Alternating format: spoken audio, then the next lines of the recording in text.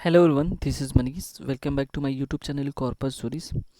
जैसा कि हम अपने प्रीवियस वीडियो में जो है आईपीसी के अंतर्गत जो है हमने इम्पोर्टेंट सेक्शंस के बारे में डिस्कस किया था, जो 228 तक हमने डिस्कस किया। ठीक है, यानी कि इंडियन पिनल कोड जो 1860 का है, हमने जो है उसके कुछ इम्पोर्टेंट सेक्शन को अपने पहले वीडियोज़ में डिस्कस किया था। यदि आप उसको देखना चाहते हैं तो हमारे प्लेलिस्ट में जा कर के उसको देख सकते हैं। आज जो ये सेकंड वीडियो है और इसमें हम जो है पूरा जो है कवर करेंगे 500 जो 11 धारा है वहाँ तक। ठीक है, यानी कि 268 से 511 धारा तक हम कवर करेंगे और इनके अंतर्गत जितने भी इम्पोर्टेंट क्वेश्चन बनने वाले हैं, चाहे वो आप किसी भी स्टेट का एग्ज़ाम दे रहे हों, ठीक है, वहाँ पे आईपीसी से जितने भी इम्पोर्टेंट क्वेश्चन बनेंगे उन सारे क्वेश्चन को हमने जो है सेक्शन को हमने कलेक्ट किया है, तो आप इसका लाभ उठा सकते हैं। ठीक है, और साथ ही साथ इससे रिलेटेड या लॉ से संबंधित और भी वीडियोस अगर देखना चाहते हैं तो हमारे प्लेलिस्ट में जा करके आप वहाँ से उसका लाभ उठा सकते हैं। तो चलिए स्टार्ट करते हैं। यहाँ पे जो सेक्शन 268 दिया है 268, वो जो है पब्लिक न्यूसेंस यानी कि लोक उपताप से रिलेटेड है। ठीक है, तो याद रखिएगा पब्लिक न्यूसेंस जो है 268 इंपॉर्टेंट सेक्शन है। 269 यानी कि धारा 269 और 270, ठीक है, ये भी इम्पोर्टेंट है, जो उपेक्षापूर्ण बात करता है और प्रदेश पूर्ण की बात करता है। ठीक है ना, ये दोनों सेक्शन याद रखिएगा। वो कार्य जिससे जीवन के लिए कोई संकटपूर्ण संक्रमण यानी कि कोई रोग ऐसा हो कि जिससे रोग फैलना संभाव्य हो, तो और कोई ऐसे कार्य उपेक्षापूर्ण किया गया हो तो ये 269 लागू होगा। और परिद्वेषपूर्ण अगर कोई कार्य हो रहा है, किया गया हो, तो 270 लागू होगा। ठीक है, यहाँ पे आप इसको ध्यान से देख सकते हैं और ये इम्पोर्टेंट है काफ़ी ज़्यादा, कि क्योंकि ये पूछ सकता है कि disobedience to quarantine rules quarantine के नियम की अवज्ञा कौन से धारा से संबंधित है, तो धारा 271 है। ठीक है ना, अब ये देखिए जो 277, 278 और 279, यानी कि ये तीन धाराएं जो है एक साथ हमको याद करना है, ये भी काफ़ी इम्पोर्टेंट है। यदि कोई लोक जल स्रोत या जलाशय को अगर दूषित करना हो, कलुषित करना हो, 277 लागू होगा। वायुमंडल को क्या करना हो, स्वास्थ्य के लिए अपायकर बनाना हो, यानी कि वायुमंडल में ऐसी कोई गैस ठीक है वो निकालना हो, या किसी किसी कंपनी या किसी जो है फैक्ट्री वगैरह से निकलने वाले जिससे पूरा वायुमंडल खराब हो, स्वास्थ्य के लिए जो है कहीं ना कहीं वो हानिकारक हो, तो 278 लागू होगा। और 279 जो है लोक मार्ग पर उतावलेपन से वाहन चलाना, ये काफ़ी इंपॉर्टेंट है। कई बार आप देखे होंगे कि लोग जो है स्टंट करते हुए नज़र आते हैं। ठीक है, तो अगर वो लोक मार्ग पर उतावलेपन से बाइक चलाना या कुछ ऐसा हो जिसे हाँकना उसमें सम्मिलित है, और जिससे जो है क्या होता है कि जो पब्लिक है उससे डिस्टर्ब होती है या उससे खतरे की आशंका उत्पन्न होती है, तो 279 वहाँ पे लागू होगा। ठीक है, तो अब हम नेक्स्ट देखते हैं, नेक्स्ट सेक्शन क्या है यहाँ पे 290 देख लेते हैं। 290 सेक्शन 290 जो है लोक न्यूसेंस के लिए दंड बताता है। 292 अश्लील पुस्तकों आदि का विक्रय। 293 जो है तरुण व्यक्ति को अश्लील वस्तुओं का विक्रय आदि। 294 अश्लील कार्य और गाने। ठीक है, ये काफ़ी इंपॉर्टेंट है। कई बार देखे होंगे कि कोई अश्लील कार्य करता हो या गाना बजाता हो। ठीक है ना, आप अधिकतर ये देखे होंगे कि अगर कोई ट्रैवल कर रहा है वहाँ पे और अभद्रता का गाना जो है बजा रहा है, ठीक है, और अश्लील गाने बजा रहे हैं, तो वहाँ पे अगर आप उनको बोलते हैं तो वो वहाँ पे बोलेंगे कि भाई मैं अपने मोबाइल से सॉन्ग चला रहा हूँ, तुम्हारा क्या जाता है। ठीक है, ऐसा नहीं है। ये सेक्शन 294 में उसको प्रोहिबिट करता है कि पब्लिक प्लेस पे जो है अभद्र टाइप गाने या अश्लील गाने या कोई अश्लील कार्य जो है ये मनाही करता है। तो ये इंपॉर्टेंट है 294। और आपको पता है 299 काफ़ी इंपॉर्टेंट है, तो आपको 299 और 300, 299 में आपराधिक मानववध और 300 में हत्या के बारे में बताया गया है। ठीक है, नेक्स्ट क्वेश्चन, नेक्स्ट सेक्शन देख लेते हैं 302। ठीक है ना, 302 भी काफ़ी इंपॉर्टेंट है। 302 में जो है हत्या के लिए दंड। ठीक है, 303 आजीवन सिद्ध दोष द्वारा हत्या के लिए दंड, 304A भिक्षा द्वारा मृत्यु कारित करना, और 304B देखिए कई बार कई जगहों पे एग्ज़ाम में जो है ये 304A और 304B, इन दोनों में से अगर देखा जाए तो 304B जो है काफ़ी ज़्यादा पूछा जाता है, तो दहेज मृत्यु से संबंधित है। अगर आपको इसको ट्रिक के साथ याद करना है तो 304B, बी जो है यहाँ पे लिखा हुआ ब्राइड, ठीक है ना, तो वी फॉर ब्राइड, यानी कि ब्राइड मीन्स होता है दुल्हन, ठीक है, यानी कि जो लड़की है जो दुल्हन है उसे संबंधित दहेज होगा ना, तो दहेज मृत्यु से संबंधित 304 तो होगा ही, उसमें ऑप्शन दिया रहेगा, तो ए नहीं होगा, ठीक है, और 304B से आपका याद रहेगा ब्राइट से।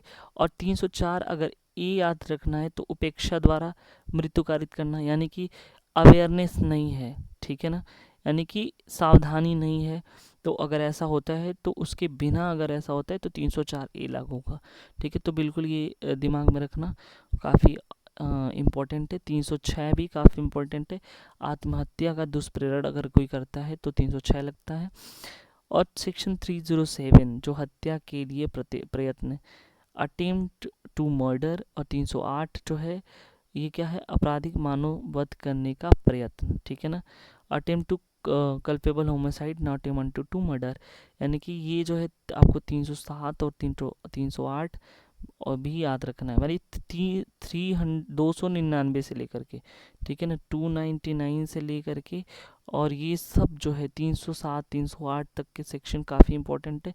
हर एग्ज़ाम में, चाहे आप किसी भी स्टेट का एग्ज़ाम दे रहा हो, वहाँ से एक क्वेश्चन तो 100% यहाँ से पूछे जाते हैं, तो बिल्कुल आप याद रखिएगा, ठीक है। उसके बाद हम देख लेते हैं सेक्शन 3010 और 311, ठीक है ना, 310 है, और 311 जो सेक्शन है यानी कि धारा, वो 310 बताता है ठग के बारे में, वहीं 311 जो है ठग के पनिशमेंट के बारे में बताता है, तो इसको भी ध्यान रखिएगा। 312 313 और 314, ठीक है। 312 में क्या है कि गर्भपात कारित करना, यानी काजिंग ऑफ मिस कैरेज, ये 312 में है। और अगर कोई व्यक्ति किसी स्त्री को उसकी कंसेंट के बिना जो है क्या करता है, एबॉर्शन करवा देता है, गर्भपात करा देता है, तो वो 313 लगता है। और सेक्शन 314 जो है वो गर्भपात करने के आशय से किए गए कार्य द्वारा अगर मृत्यु हो जाता है ऐसी महिला का, ऐसी स्त्री का, तो 314 लगता है, ठीक है ना।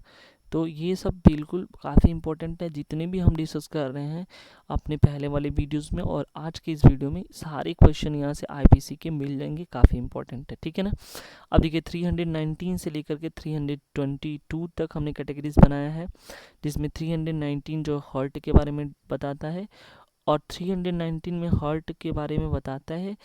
उसके बाद जो है यहाँ पे हम देख लेते हैं 320 जो है ग्रेवियस हर्ट, यानी कि घोर उपाधि, दोनों इंपॉर्टेंट है। और अगर स्वेच्छा द्वारा उपाधि होता है तो 321 है, और स्वेच्छा द्वारा घोर उपाधि होता है तो 322 है। तो बिल्कुल याद रखिएगा कि घोर यानी कि 320 को आप 322 के साथ याद कर लीजिए, और 319 को जो 321 के साथ याद कर लीजिए, जैसा कि हमने यहाँ पे देखिए ड्रॉ कर दिया हूँ, ठीक है ना।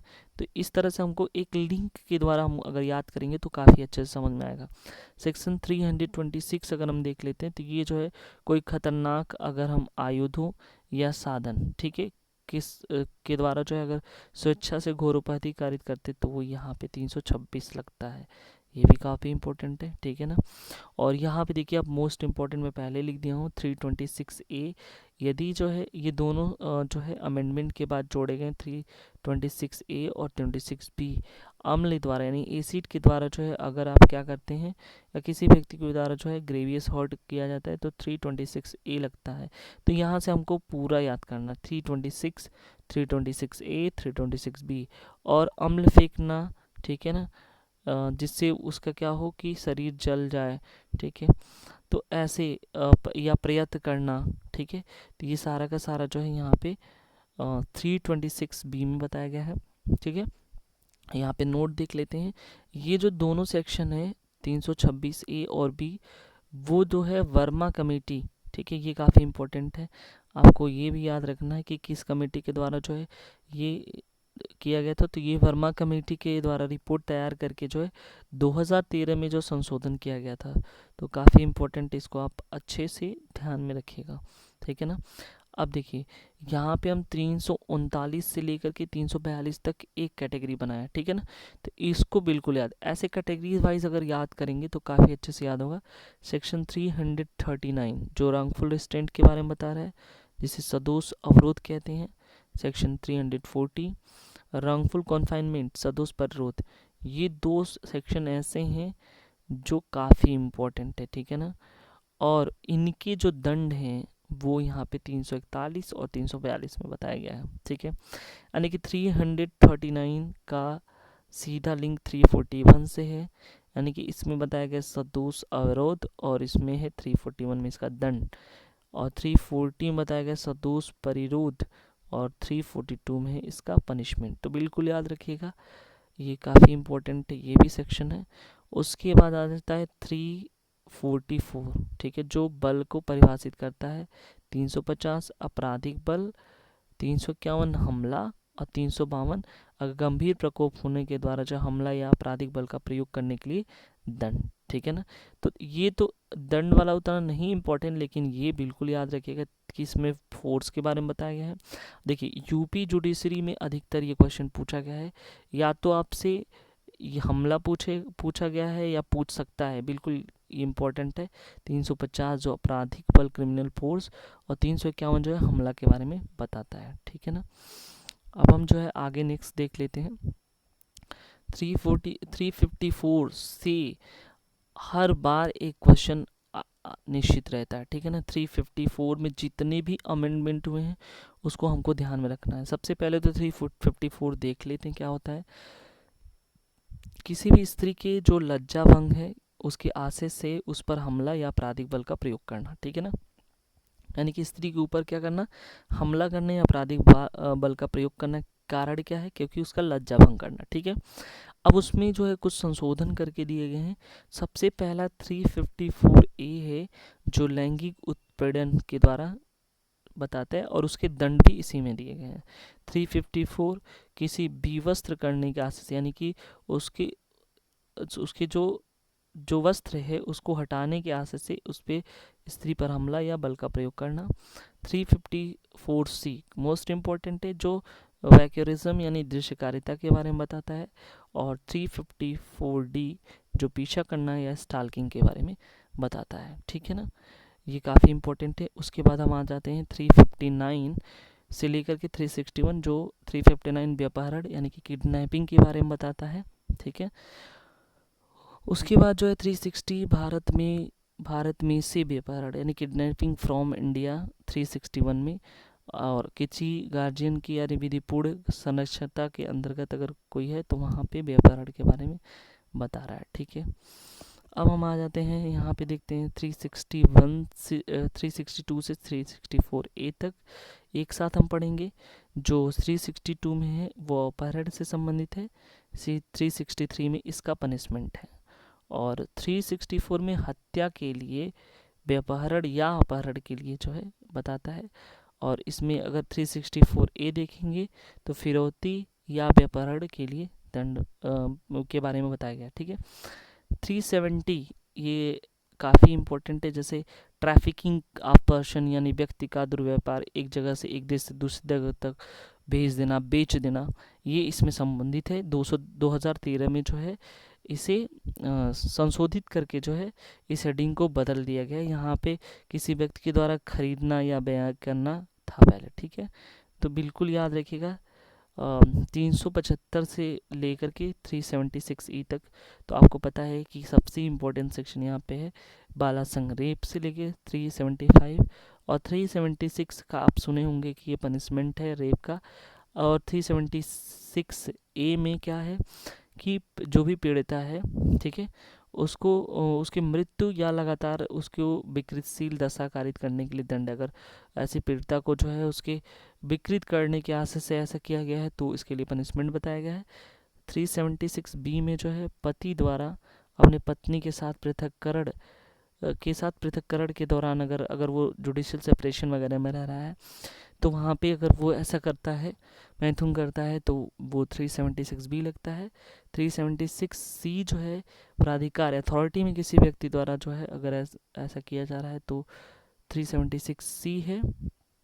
376 डी काफ़ी इम्पोर्टेंट है, गैंग रेप जो है इससे संबंधित है। और 376 ई जो है अगर बार बार ऐसा किया गया है तो ऐसे अपराध के लिए जो है दंड 376 ई में, ये काफ़ी इंपॉर्टेंट है, सबको ध्यान में रखिएगा।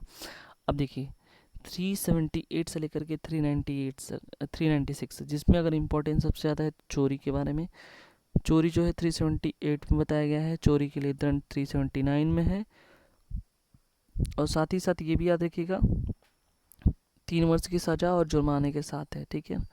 383 में एक्सटॉर्शन उद्यापन के बारे में है, और 384 में जो है उद्यापन के लिए दंड जो 3 वर्ष, इसमें भी जुर्माना के साथ है, ठीक है ना। 390 रॉबरी के बारे में, और 392 रॉबरी के लिए दंड। अब ये दंड कितना है, 10 वर्ष प्लस जुर्माना। 391 डकैती के बारे में, 395 डकैती के लिए दंड, ठीक है।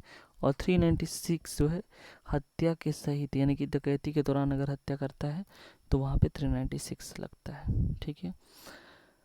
अब हम आ जाते हैं 403, काफ़ी इम्पोर्टेंट है और हमेशा क्वेश्चन यहाँ से पूछा जाता है। तो संपत्ति का बेईमानी से दुर्विनियोग करना, dishonestly miss appropriation of properties. 415 छल, और उसके बाद 470 जो है छल के लिए दंड। 425 रिस्टी बताता है मिसचिप।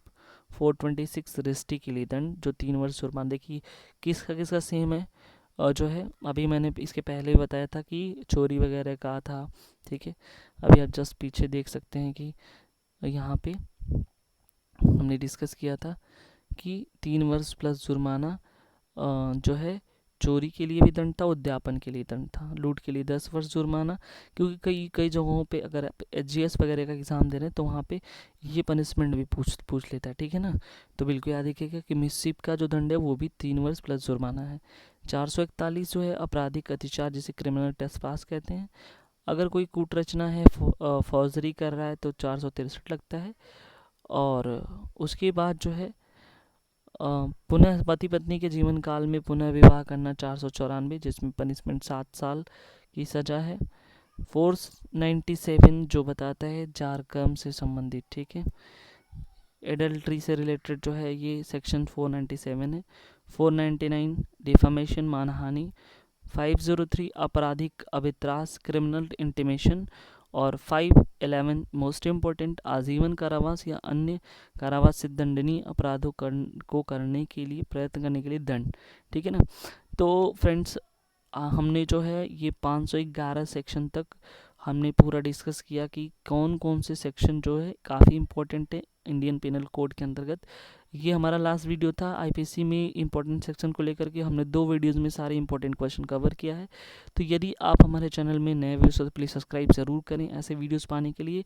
और हम जल्द ही जो है इंडियन एविडेंस, टीपीए और तमाम जो है लॉ से रिलेटेड जितनी भी सेक्शन इंपॉर्टेंट है उसके वीडियोस हम अपलोड करेंगे। Thank you so much.